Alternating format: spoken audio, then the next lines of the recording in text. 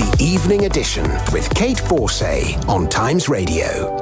Let's go to our top story then on the Evening Edition. It is 7:07. The debate on whether to have a national inquiry into grooming gangs, or rape gangs as they're called in the UK, has continued today. Alexis Jay, who led the 7-year review into child sexual abuse, thinks no. I think that the time has passed for more inquiries. We've had enough of inquiries, consultations and discussions, and especially for those victims and survivors who've had the courage to come forward, and there are many of them, across the piece in child sexual abuse, not simply in child sexual exploitation.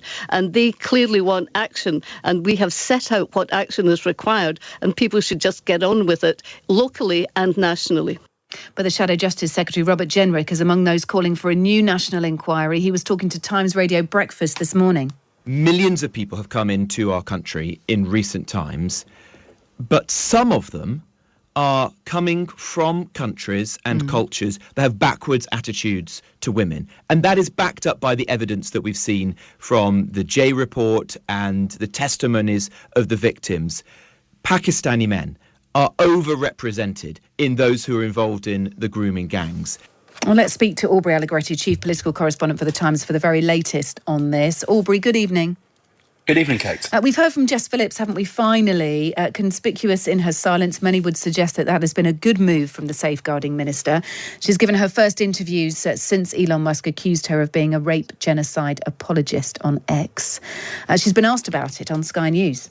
At first, I just thought it was ridiculous. It's a ridiculous statement. I don't even know what it means, but it's a ridiculous statement. It's completely and utterly untrue. I've had men say worse things about me over the years, but what it makes me feel, where, in the cold light of day, you go back to, you can't be silenced by these people because you've got a job to do. Yeah, she says Musk knows absolutely nothing about protecting women and girls. She's hitting various TV screens, isn't she, tonight, across the networks, doubling down, really, on her opinion that a big national inquiry into grooming gangs is not needed. Absolutely. And I think really, when you take this apart, there are sort of two issues here at play. The first are the very personal attacks that Elon Musk has been levying on Jess Phillips ever since the 1st of January, which have almost been escalating in criticism. And this is the first time that we've heard from the Safeguarding Minister. And she says that actually, she gets these sort of criticisms and attacks and negative comments all the time. But what's different is when she wakes up and realises that millions of people have heard and read his comments. And so she feels as though actually this is going to turn her world upside down. Now, she says that Elon Musk has been spreading disinformation and that his comments have endangered her. I understand that Scotland Yard in the last few days has been bolstering her security in the wake of those tweets, that close protection officers have been assigned to her and she's been advised not to go out in public alone. So there is that issue, the specific about the sort of safety and vulnerability of a senior minister. And then there's the separate issue of the substance, which is this debate over whether or not there needs to be another new, more wide-ranging inquiry into child sexual abuse. The Conservatives are planning to try and bring this to a head tomorrow by tabling an amendment to an education bill, which admittedly some MPs tell me they think is not particularly in scope, but they clearly want to keep this issue on the public's radar.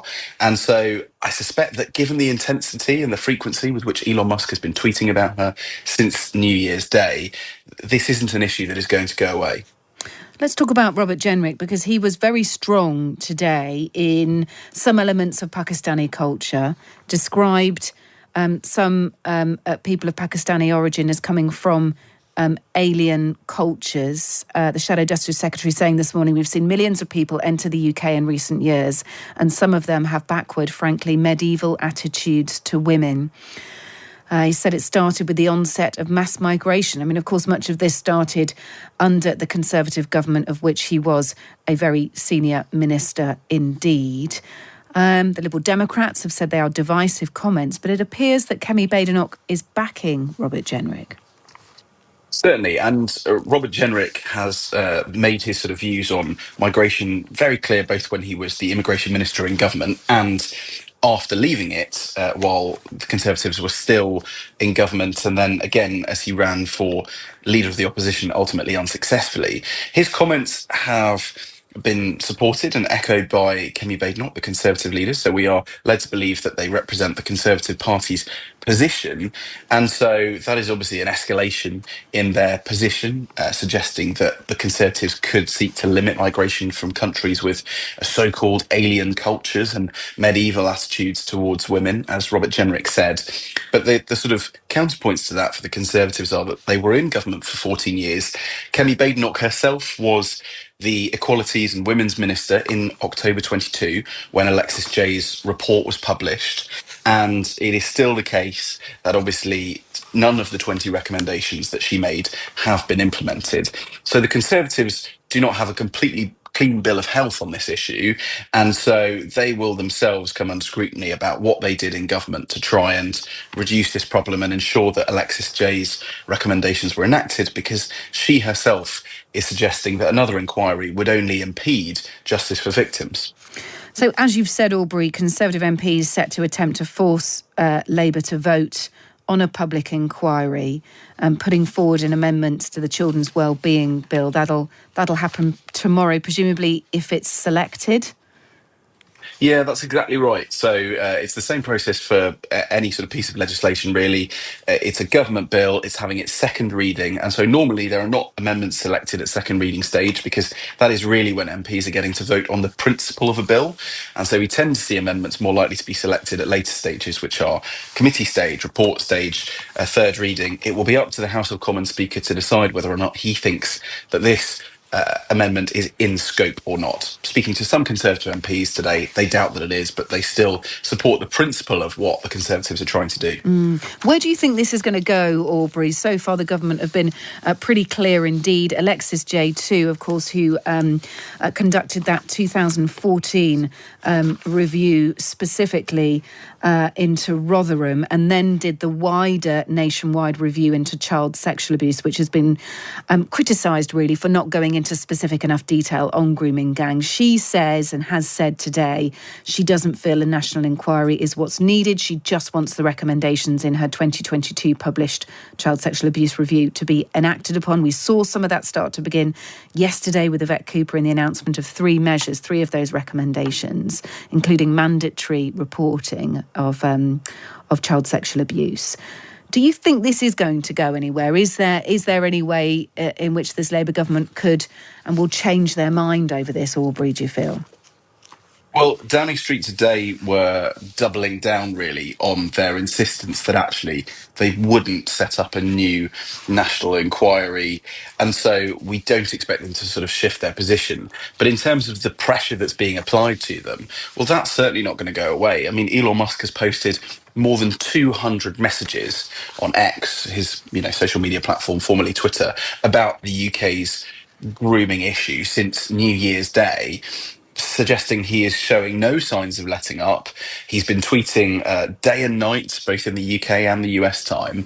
And so it would be unlikely, I'd say, for him to sort of meekly go back now that Jess Phillips has responded. He's also in the past described himself as the chief troll officer of Twitter. And so actually it can be slightly hard to disentangle where he is being sort of slightly disingenuous and where he's being more authentic in his views. But ultimately, the main concern I get from ministers at the moment is that they're really concerned for Jess Phillips. They say she's sort of got a really hard shell and she doesn't want to give the impression of being attacked or emotional, but she has felt vulnerable over the last few days. And they say that during the general election campaign, it was really unpleasant for some women. And they fear that ultimately this sort of discourse is going to drive people out of politics. Aubrey, a final one for you. As you've said, Elon Musk has been dominating so much of the agenda for the last few days. His dad, Errol Musk, spoke to us on the show last night. I know you're a Liverpool fan too, so you'll be interested in this because it's really flown today. He said, Errol Musk said his son was interested. Of course he was interested in buying Liverpool Football Club. Here's the clip. He would like to, yes. Obviously, anybody would want to, so would I. His grandmother was born in Liverpool and we have relatives in Liverpool. And so we're attached to Liverpool. Politics aside, your second area of expertise is, of course, Liverpool Football Club. How would you feel about Elon Musk buying the club? Could the government intervene in that? Well, he could certainly afford it, couldn't he? Yeah, exactly I think that. the latest valuation of Liverpool was about £4.3 billion, which I read amounts to just over 1% of Yeah, well, Elon there are Musk's serious total net discussions worth. on Sky Sports News tonight about how much it would cost to buy Liverpool Football Club, thanks to our Errol Musk line yesterday. So this is being debated all over, You madly may have enough. succeeded in pushing up the price for any potential buyer as well, which I I'll be very think grateful for, Kate. I think we're actually leading the transfer bulletins on Sky Sports News as well with this line today. Fantastic. Well, Maybe he could convince Trent Alexander-Arnold, Salah and Van Dijk to stay. yes, maybe. Or maybe Trent needs another word about his performance on Sunday. But Well, yes, well. everyone would be pleased if their contracts were extended. There we go. Leading the bulletins on Sky Sports News, Elon Musk and Errol Musk and the purchasing of Liverpool Football Club. Leading the bulletins here, the continued coverage of child grooming gangs and what the government will do about several of the voices trying to intervene on this. Aubrey Allegretti, really good to speak to you. Thanks, Aubrey, Chief Political Correspondent for The Times. Thanks. Let's continue this discussion then on grooming gangs. The head of the independent inquiry into child sex abuse, then Alexis Jay, as we've said, says the time has passed for another inquiry into grooming gangs. However, the victim's advocate, Dame Jasvinda Sanghera, told Times Radio earlier, Jane and Fee she spoke to, she is for an inquiry and that survivors should be listened to. It really annoys me when I hear ministers and MPs stand up and say, yes, let's implement the full raft of the recommendations of Professor Jay, which I agree with. However, the survivors are calling for a public inquiry, which I fully support, because we need to have a broader conversation about why it is that professionals are fearful to deal with these matters when it's about race. Let's speak to David Greenwood now. He is director at Switelskis Solicitors, who represent victims of sexual grooming gangs. And David himself acted for 65 victims in the Rotherham child sex abuse scandal, the grooming scandal there. Good evening to you, David. Good evening. Do you think that there should be a specific inquiry, a national inquiry, knitting, I suppose, everything together nationwide on child grooming gangs? I don't think it's necessary. I think we've already had an inquiry which has been an efficient use of public resources. Professor Jay's inquiry that ran between 2015 and 2022 saw to that. One of the segments of that inquiry concentrated on organised gangs, and lots of helpful information came out of that. It identified failures of local authorities, failures of the police, and made really helpful recommendations for improvements in the way that local authorities and police respond and how these girls can be prevented from falling into exploitation in the future. We've already had numerous local reviews and explorations of failures in towns and cities around the country. I don't see that having a long, expensive inquiry is going to particularly add to that, other than to bring what people who work in the field, such as myself, know already into the public eye. Yeah. Look, I mean, Alexis Jay, Professor Jay, did a local level report into Rotherham. That was in 2014, before she did the wider ICSA, the Independent Inquiry into Child Sexual Abuse, which is the one you mentioned there, published in 2022. It has been criticised. I mean, it mentioned Rotherham. We know that Alexis Jay had a focus on Rotherham, as I've just said, but it didn't mention Telford and other key areas where there was serious harmful activity, criminal activity by child grooming gangs, raping young white girls.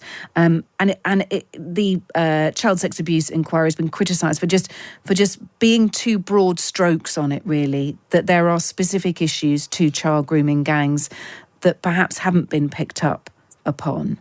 I mean, even though this is something the victims are asking for, you still think that it's not necessary. It gets in the way simply of the recommendations of Alexis Jay being enacted. Yes, I do. I don't want to sound glib, but we know how grooming happens. We know how these groomers operate. We don't need an inquiry to tell us what happens. If people read all these commentators that have been, supporting the idea of a new inquiry, I wonder how many of them have actually read the reports on Rotherham, on Oldham, on Oxford, on Telford. How many have read the HMIC reports into police failures and the Casey report in Rotherham? I doubt that very many have. And people ought to.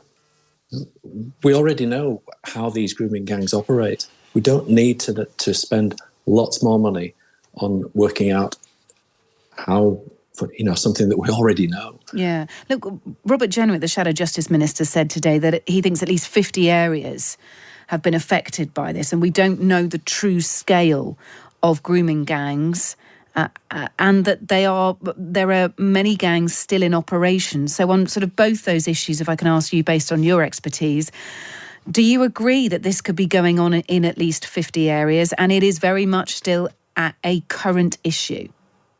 Definitely. I agree. That's 50 towns and cities is probably an underestimate. And by the way, I do support the exploration of these issues on a local level.